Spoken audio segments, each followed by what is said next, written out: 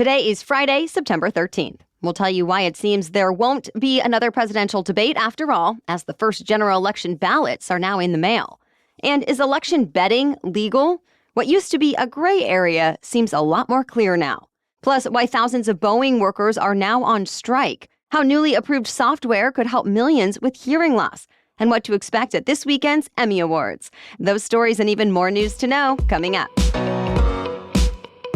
Welcome to The Newsworthy. All the day's news in around 10 minutes. Fast, fair, fun, and on the go. I'm Erica Mandy. Thanks so much for being here. You ready? Let's do this. Well, don't expect another debate between former President Donald Trump and Vice President Kamala Harris. Even though Harris told rally-goers they owe voters another debate, Trump wrote on Truth Social, it won't happen, since he says the first one was successful. But Harris's team is happy with how the debate went, too, and the money that came in right after. Her campaign is said to have raised $47 million in the 24 hours after the debate, widening the gap in fundraising between the two candidates. Despite that post-debate momentum, Harris insisted to voters at a rally in the battleground state of North Carolina that she is still the underdog. Meanwhile, Trump was in the battleground state of Arizona yesterday. He unveiled a pledge to get rid of taxes on overtime pay, which Harris's campaign called a snake oil sales pitch. Either way, voting is about to start. The first general election ballots are now in the mail. Alabama became the first state to mail out absentee ballots to voters this week. And early in-person voting is set to start next week in parts of Pennsylvania and Virginia. It seems Americans aren't just getting ready to cast their votes ahead of Election Day. Some are also placing their bets. A federal judge yesterday cleared the path for legal political gambling in the U.S. The judge denied a last-ditch effort to prevent a startup trading platform from launching a betting market on congressional elections. The federal watchdog, called the Commodity Futures Trading Commission, had argued that these types of wagers are illegal and could harm the integrity of elections. But a judge ruled otherwise. Now, the platform, called Kalshi, began taking what amounts to bets on which political party would win control of Congress in the November elections. And it seems others are planning to take advantage of this latest ruling, too. The Wall Street Journal reports Interactive Brokers, which is much larger than Kalshi, plans to allow its users to place wagers on the presidential election and more. Supporters say election betting markets can provide useful real-time insights into the dynamics of the election. But critics say it could create the wrong incentives for voters and lead to bad actors manipulating elections for financial gain. Either way, it seems election betting is now underway, even while the CFTC plans to appeal. The mayor of the Ohio city, now at the center of a fiery immigration debate across the country, says his town needs help, not hate. Just yesterday, City Hall and other government buildings in Springfield, Ohio, had to be evacuated because of bomb threats. Officials said evacuations were precautionary and there's now an investigation. But the mayor said the threats used hateful language towards immigrants and Haitians in the community. Former President Trump brought up the city of Springfield during Tuesday night's debate and mentioned a debunked rumor that Haitians were stealing pets and eating them. And even before the debate, those claims have been circulating. City officials have said there have not been any reports of that happening. In a statement, though, the Trump campaign condemned the bomb threats, and a spokesperson also said it's the media trying to distract from the real problem. The city of Springfield has had 10,000 to 20,000 Haitians moving to the city of about 60,000 residents over the past few years, straining schools and some government services and upsetting some people who live there. Now, to be clear, most of the Haitians in the city are in the U.S. legally, but the mayor says national politicians have been mischaracterizing what's actually going on. And at the same time, he says the city does need help and additional resources to deal with the influx of people in their community. For now, the governor of Ohio says the state will send $2.5 million in aid, though city officials say they want federal assistance, too. New York City's police commissioner resigned, and it comes after federal investigators confiscated his phone. Commissioner Edward Caban left his post overseeing the NYPD a little more than a year after taking the job. There are currently 4 federal investigations of New York City Mayor Eric Adams' administration right now, most of them relating to corruption. In a message to police officers, Caban said he was resigning because the investigation was a distraction and, quote, the NYPD deserves someone who can solely focus on protecting and serving New York City. Officials have not said exactly what the former commissioner is being investigated for, and no one has been charged with a crime, at least not yet. But news reports say the feds are looking into a nightclub security business owned by Caban's twin brother. Caban was the first Latino commissioner of the police. Mayor Adams, who had been a member of the NYPD, worked with his father. Thomas Donlan, an FBI counterterrorism official, will take over for Caban on an interim basis. Tens of thousands of people in Louisiana are still without power this morning in the aftermath of Hurricane Francine. After making landfall this week on Louisiana's coast and striking New Orleans and the surrounding areas with heavy rain, storm surge, and damaging winds, the storm quickly began to weaken and is now a post-tropical cyclone. It continues to lose strength as it moves inland. But crews are clearing roads and working hard to restore electricity to homes and businesses. At its peak, 450,000 people in Louisiana were without power, mostly because of falling trees and debris. But at last check, it looks like that is down to about 130,000.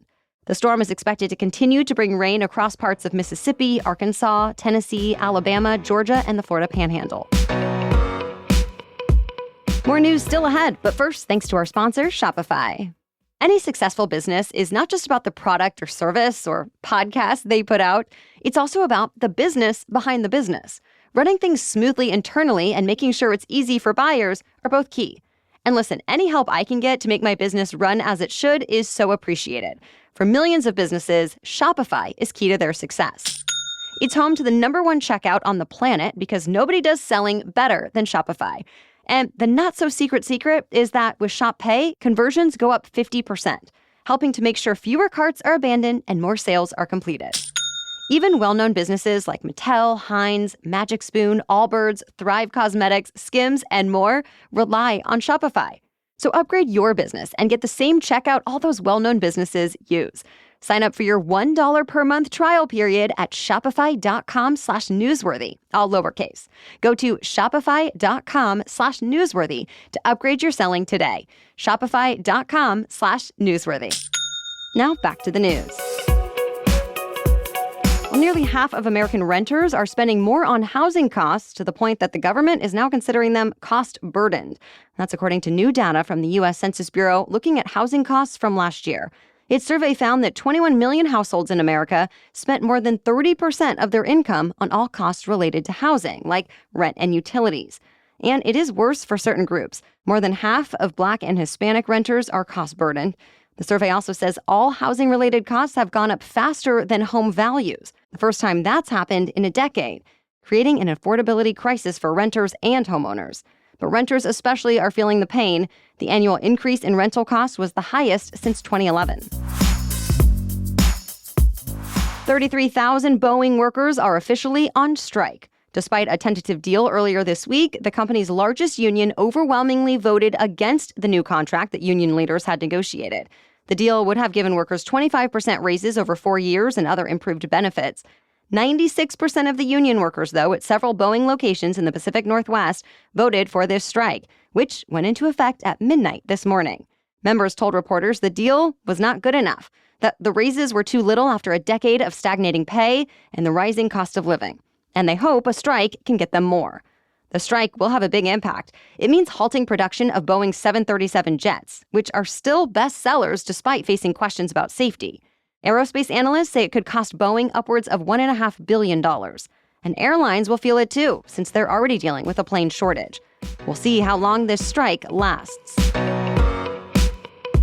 Apple's AirPods Pro 2 can now officially be used as hearing aids. For the first time ever, the FDA approved software that anyone can get without a prescription that can turn earbuds into hearing aids. Now, this newest software is from Apple. At Apple's product launch event a few days ago, the company said it would release its hearing aid feature software as soon as government approval came through, and that approval happened quickly. So here's how it works. First, you need to have Apple's AirPods Pro 2. Once you download the newly approved hearing aid feature software, it helps you adjust the level of sound amplification your AirPods send to your ears.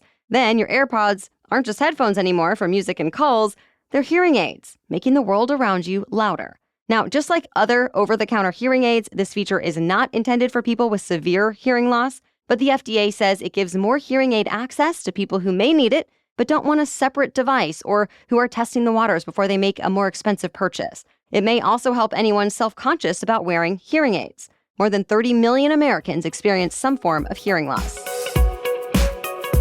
The Emmys are this Sunday when the best TV shows of the year will be honored. Father-son combo Eugene and Dan Levy, who starred in Schitt's Creek together, will host the awards, and Jelly Roll will perform during the In Memoriam segment. Producers say you can expect plenty of nostalgia at the ceremony, with reunions for the casts of Happy Days and Saturday Night Live confirmed. Then there are the nominees. FX's Shogun leads the way with an impressive 25 nominations, followed by The Bear, also on FX. Netflix has the most nominations, though, of any platform, with 107. This is actually the second Emmys of the calendar year. Because of the writers and actors strikes last summer that caused delays, the last Emmys ceremony finally happened just in January. This time around, though, it's happening Sunday night at 8 Eastern on ABC.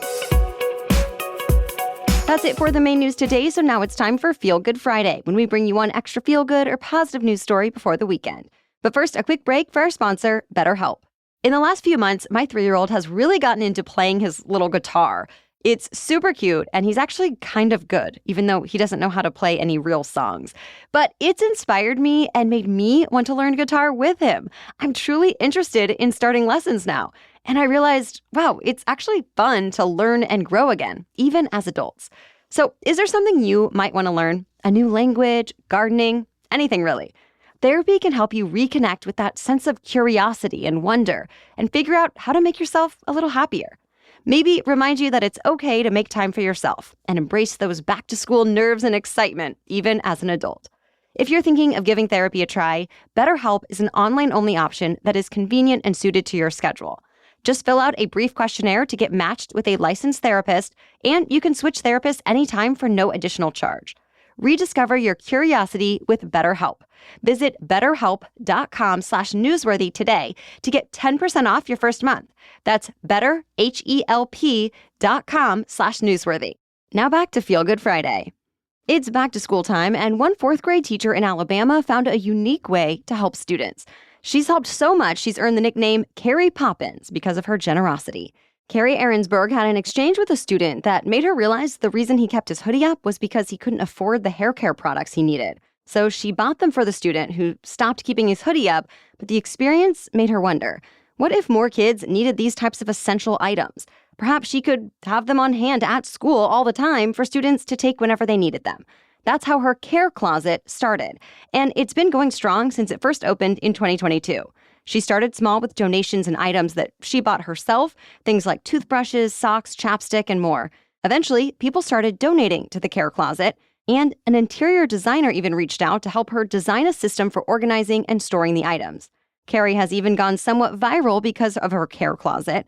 She has almost 500,000 followers on TikTok now. She told People magazine her students respond well to the difference between a want and a need, which helps keep the closet stocked. She also added that learning communities everywhere could benefit from some sort of care closet. All right, thank you so much for listening. We will be back tomorrow with our special edition Saturday episode. You'll hear both Republican and Democrat perspectives on the presidential debate from this week, including what Harris and Trump did well, where they each failed, and ultimately whether any of it really matters come November. Then we'll be back with another news roundup on Monday. Until then, have a great weekend.